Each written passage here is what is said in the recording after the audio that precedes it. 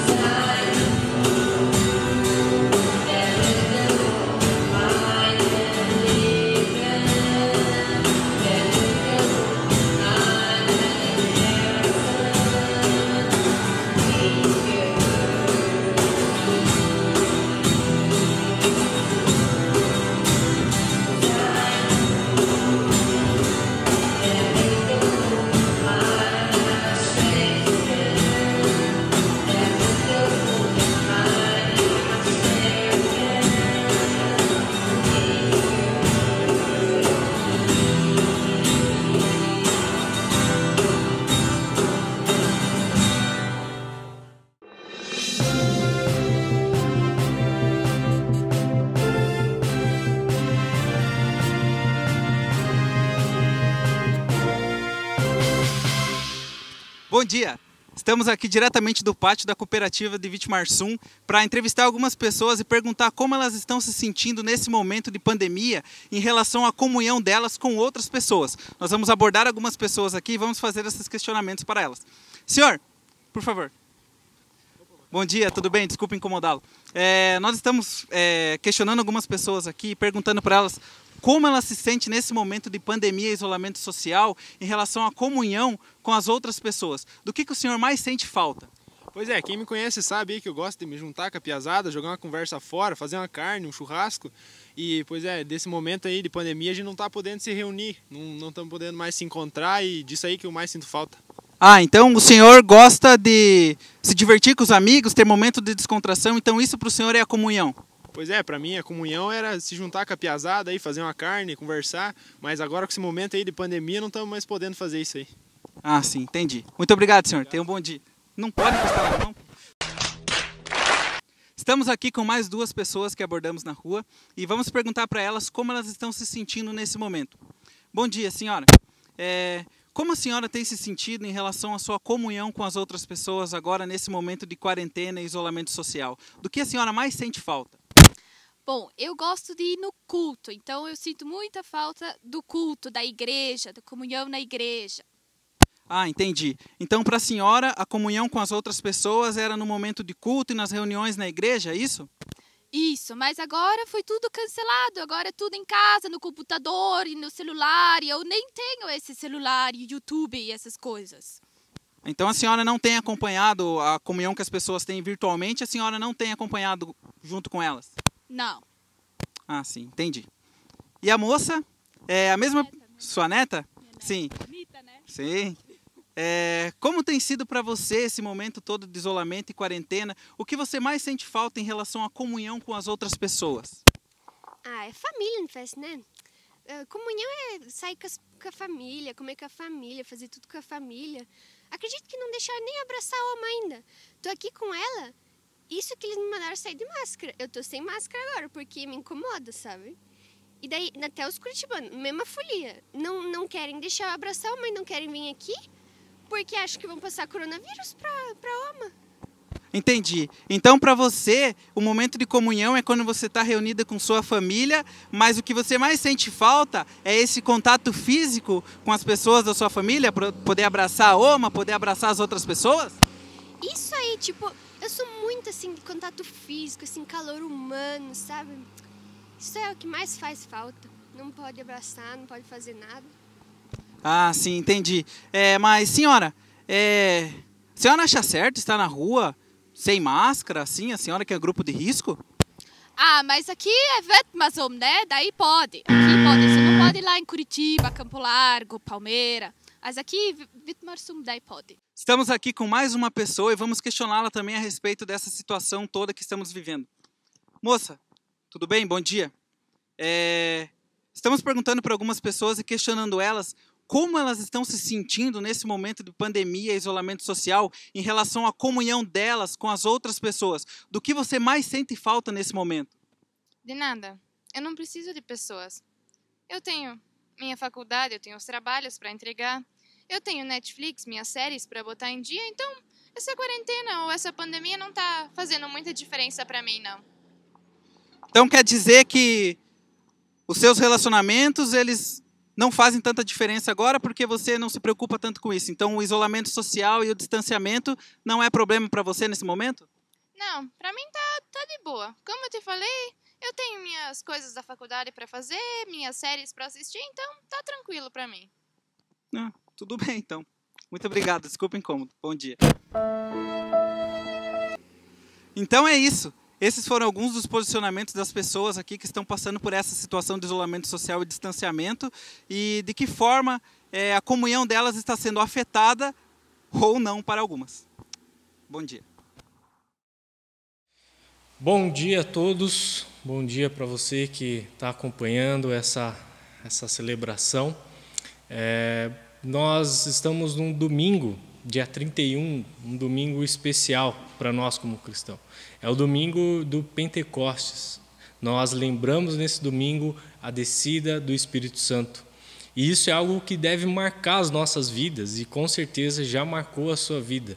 Você que já teve Jesus como seu Senhor e Salvador e já teve esse entendimento e reconhecimento. Então hoje para nós é uma data fantástica, que marca a história da humanidade, a história do cristianismo.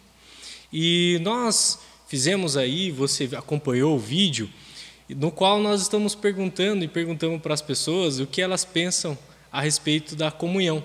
O que é a comunhão para elas? Quando elas ouvem essa palavra, ou quando lembram de comunhão, o que vem à mente, o que você pensa, o que pode ser e o que é comunhão?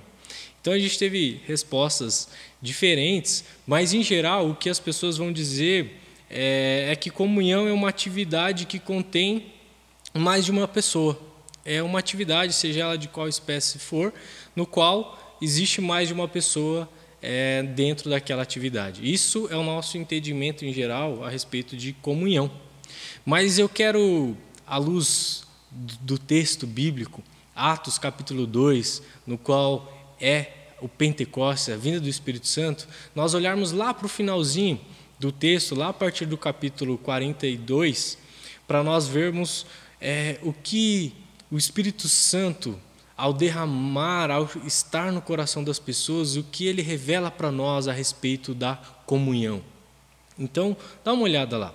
No Atos capítulo 2, a partir do versículo 42, diz assim: eles se dedicavam ao ensino dos apóstolos, à comunhão, o partir do pão, as orações, todos estavam cheios de temor e muitas maravilhas e sinais eram feitos por meio deles.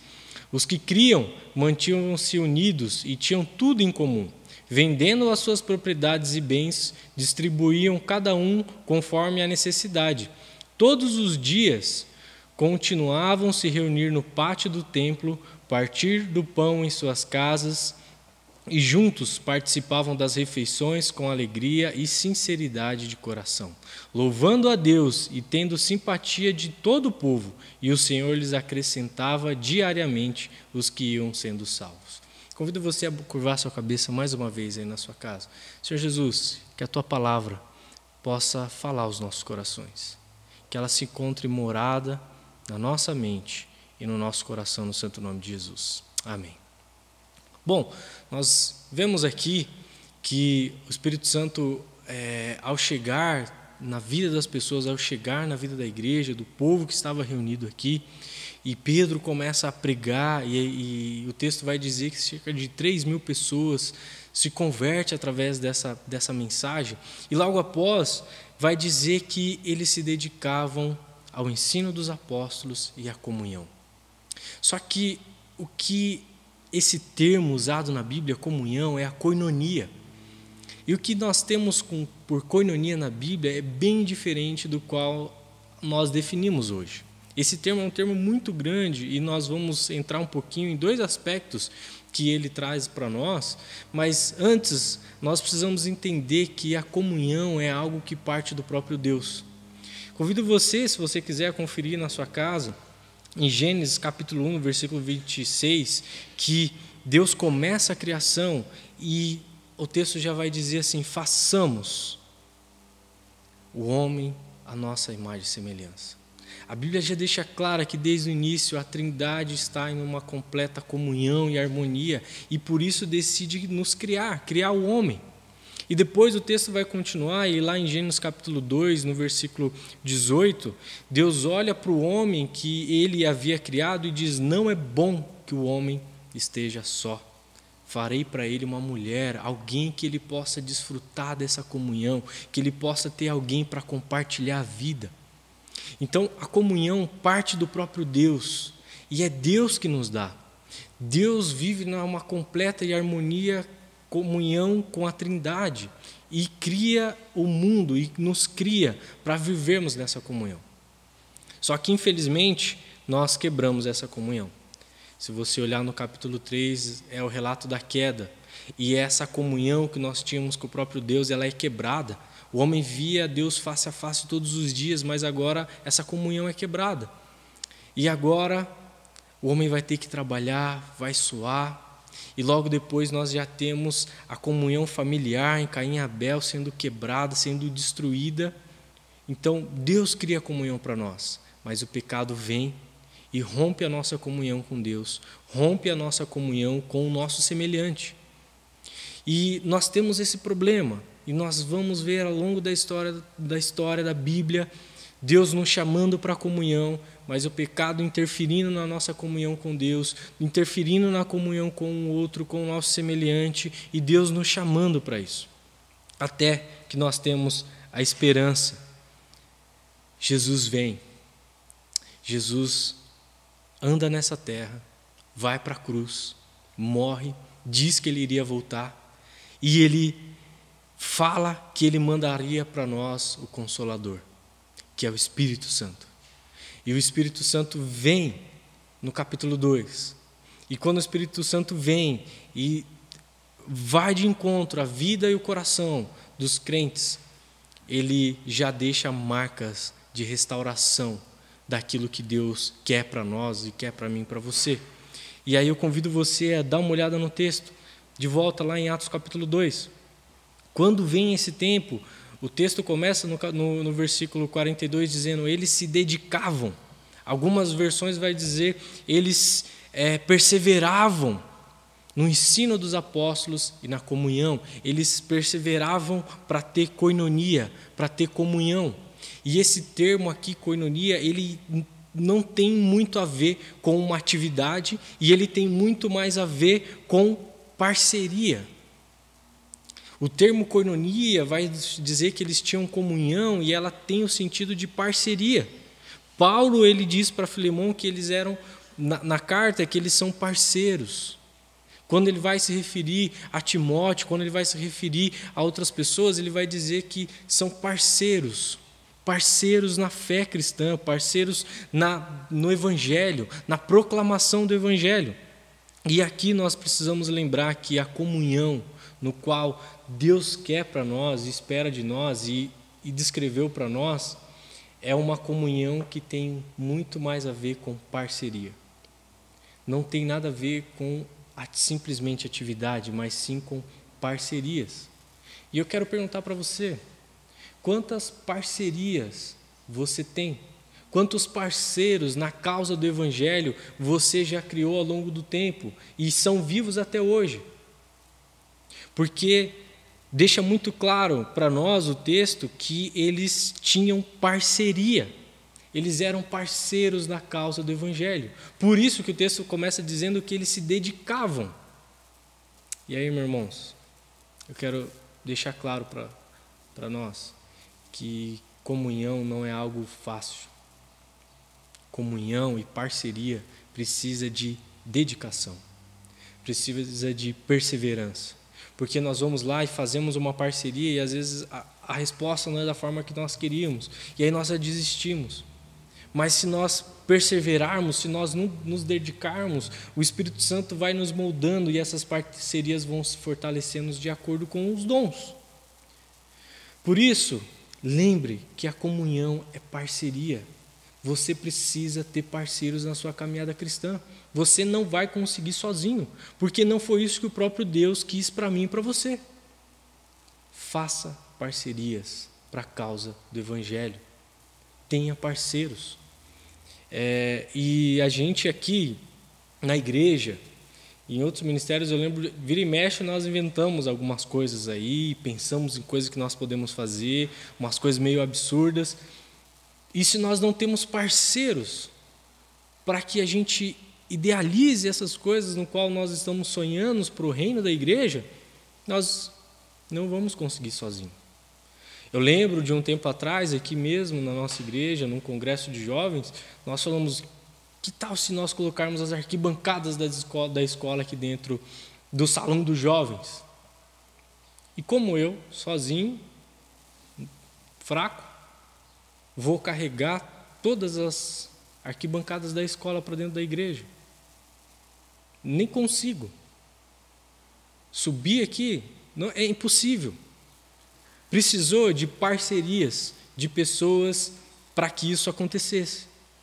Quando nós vamos fazer alguma distribuição para uma família necessitada, nós precisamos de parceiros para nos direcionar isso, para acompanhar essas famílias, para continuar aquilo que nós estamos fazendo. Precisamos de parceria. Se você acha que é possível você viver a sua fé cristã sem ter parceria, eu sinto te dizer, mas o que você está vivendo não é aquilo que o próprio Deus quis para nós, não é aquilo que o Espírito Santo derramou para nós. Ele nos derramou e o povo vivia com comunhão, com koinonia, com parceria. Faça e tenha parcerias. E depois, esse termo também ele quer dizer para nós a respeito de relacionamento. Koinonia e comunhão tem muito mais a ver com relacionamento do que uma atividade. Que tipo de relacionamento?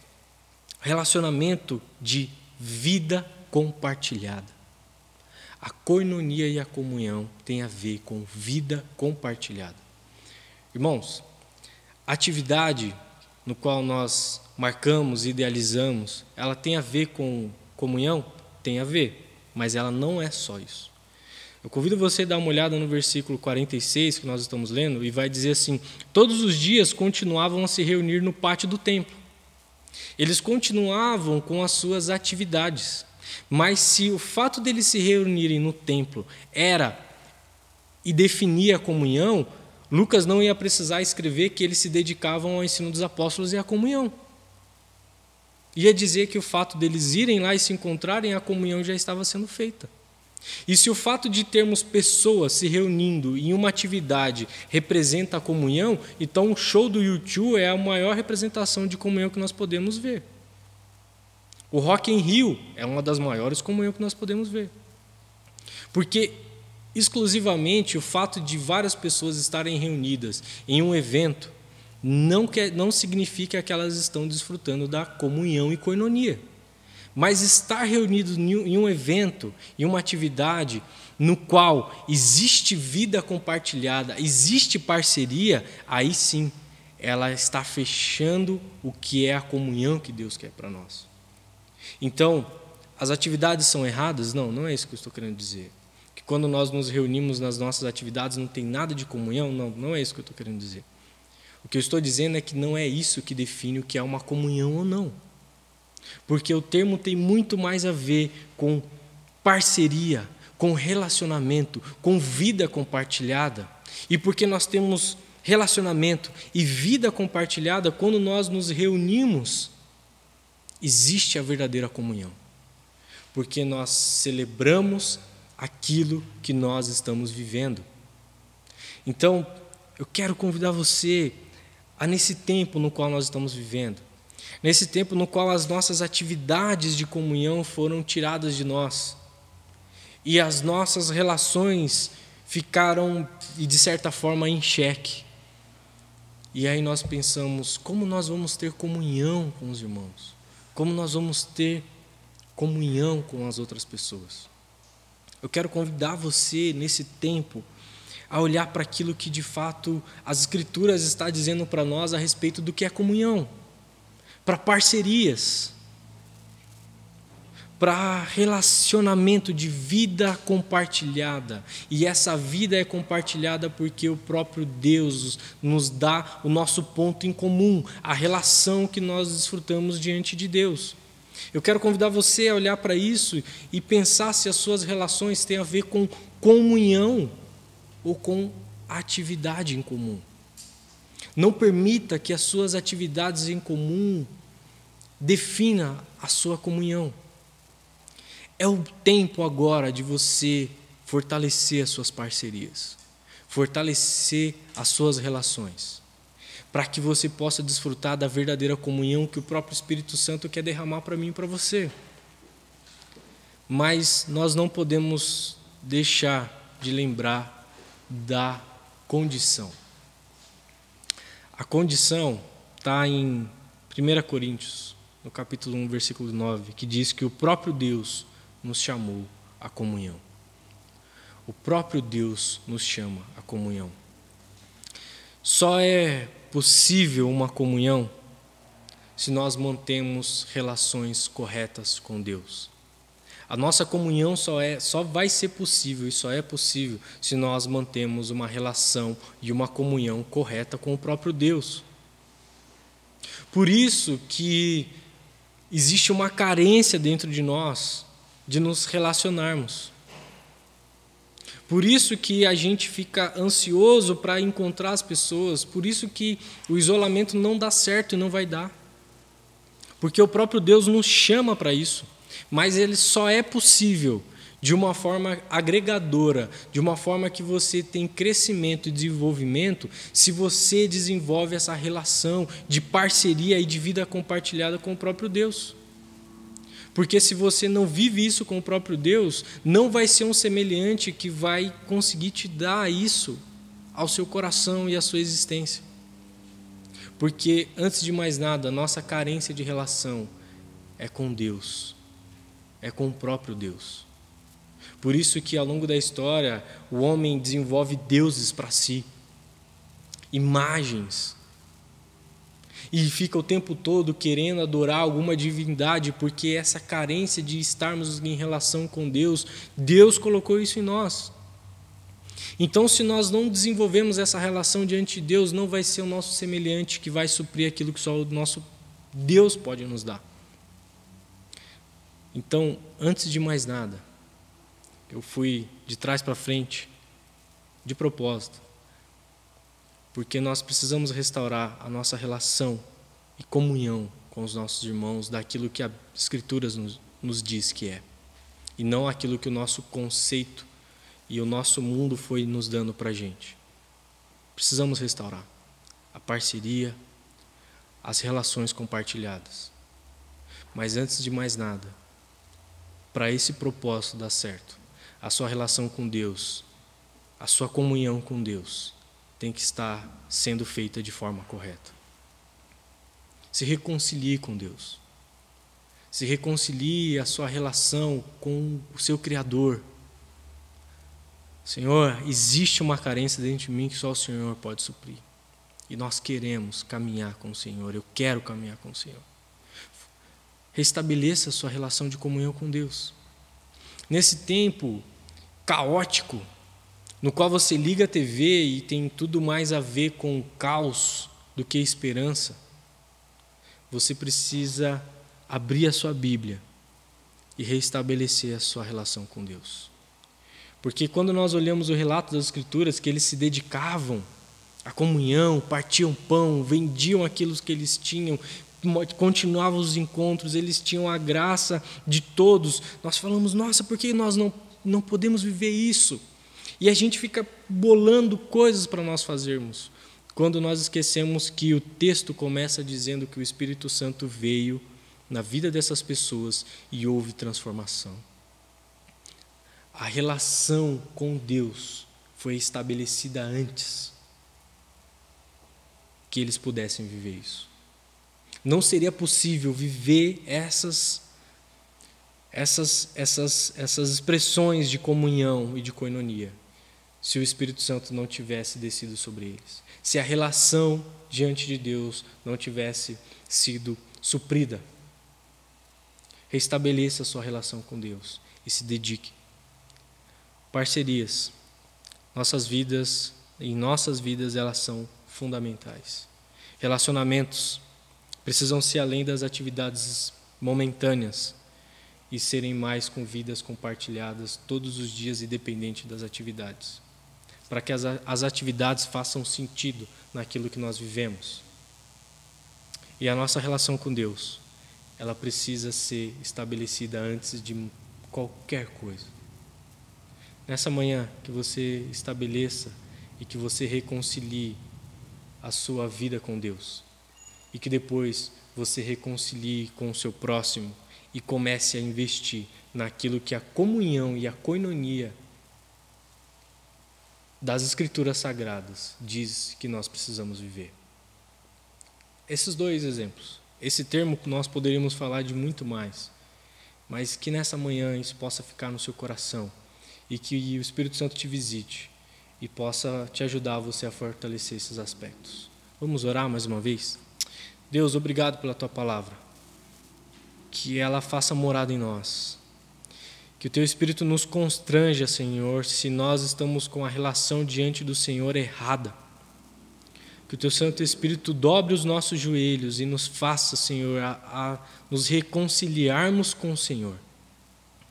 E que nós nos reconciliando com o Senhor, lembrando que nós precisamos viver essa relação profunda e saudável que o Senhor nos chamou para viver, que a gente levante os nossos joelhos e comece a investir na comunhão verdadeira, na parceria de caminhada, nas relações compartilhadas de vidas, de dificuldades, de celebração de vitórias e de acolhimento de defeitos, que nós possamos fazer isso, que essa é a verdadeira comunhão que o Senhor espera de nós. E que quando nós nos reunirmos, que seja, Senhor, a celebração e o ajuntamento dos santos que vivem a verdadeira comunhão. Muito obrigado, Deus, que o Senhor nos abençoe e que a Tua palavra esteja firmada em nossos corações. Essa é a minha oração no santo nome de Jesus. Amém. Que Deus te abençoe e tenha um bom domingo.